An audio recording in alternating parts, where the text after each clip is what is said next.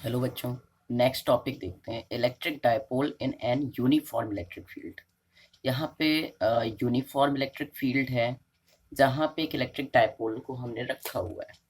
तो यहाँ पे जो टॉर्क लगेगा उस टॉर्क को हमें फाइंड करना है। ठीक है बच्चों।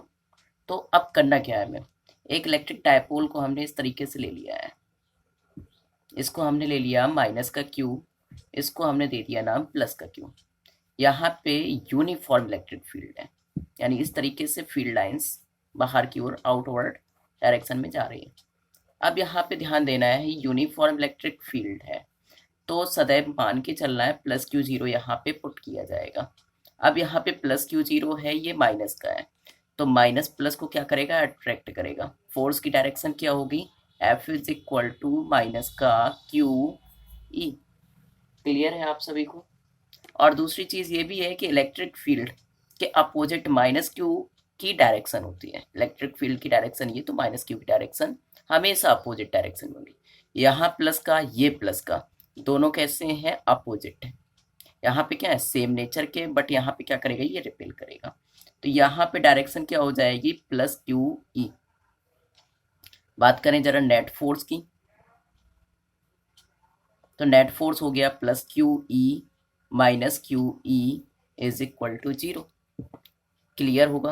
अब आगे बढ़ते हैं। यहाँ पे नेट फोर्स तो जीरो हो गया, लेकिन अब जैसे ये पेन है छोटा सा, अब यहाँ पे एक फोर्स इस तरीके से लगे आउटसाइड और यहाँ पे इधर पे, तो ये पेन क्या करेगा, घूमेगा, मूव करेगा। तो इसी प्रकार से ये टॉर्क जब इस पे लगेगा तो इसकी डायरेक्शन आएगी ऊपर की और इसकी डाउनवर्ड।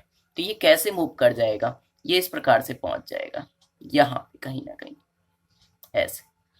यानी ये कहाँ से कहाँ तक चल गया, ये इस तरीके से यहाँ पे, और यहाँ से ये वाला इधर पे घूम के जाएगा।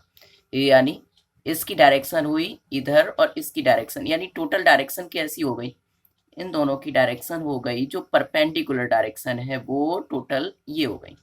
क्या ये समझ में आ रहा है। यहाँ पे एंगल हम मान के चलते हैं कि थीटा एंगल चेंज हो चुका है। इसको हमने क्या लिया, डायपोल मूवमेंट में जो डायपोल रहता है उसमें ये डिस्टेंस आप मान लेते थे 2a, तो हमने मान लिया 2a। हमें फाइंड करना है टॉर्क। अब टॉर्क यदि फाइंड करना है तो क्या करेंगे हम, हमें ये परपेंडिकुलर लाइन भी पता होनी चाहिए।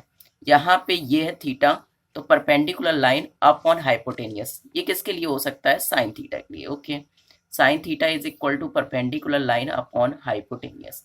परपेंडिकुलर लाइन यहाँ नाम दे देते हैं हम कुछ, ये मान लेते हैं ए है, ये बी है और ये सी है। यहाँ पे परपेंडिकुलर लाइन हो गई बी सी, हाइपोटेनियस है ए सी। हमें फाइंड करना है बी सी, जो कि इसके परपेंडिकुलर डिस्टेंस है।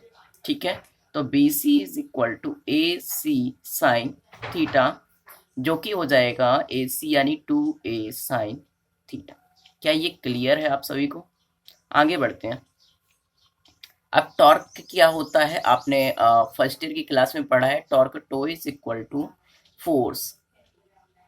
कौन सा फोर्स, कोई भी एक फोर्स ले सकते हैं आप, either force N to perpendicular distance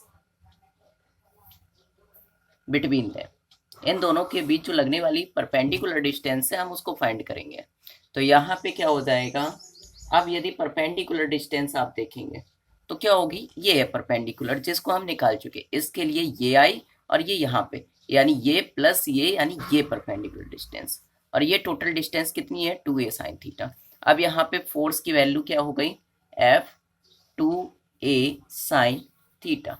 ये किसकी वैल्यू हो गई, टॉर्क। तो अच्छी बात है, यहाँ पे चार्ज क्या है, F is equal to, charge क्या है, क्यू, और ये किस पे वर्क कर रहा है, electric field. We know that E is equal to F upon Q.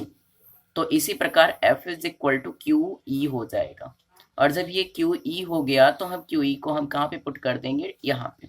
तो क्या हो जाएगा, torque tau is equal to F की जगह क्यू ई और यहाँ पे 2a साइन थीटा। हमें पता है, we know that tau is equal to Q into 2a, जो कि p के बराबर होता है e साइन थीटा। इसी को आप ले सकते हैं, tau is equal to P E sine theta, जहाँ p क्या है, q इंटू 2a की इक्वल है। ये क्या है, वेक्टर क्वांटिटी है, ये डिस्प्लेसमेंट है।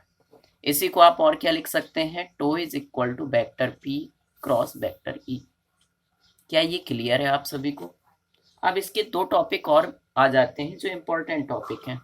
फर्स्ट है when theta is equal to zero, इसको हम कहेंगे स्टेबल कंडीशन। याद रखेंगे आपकी ये स्टेबल कंडीशन है।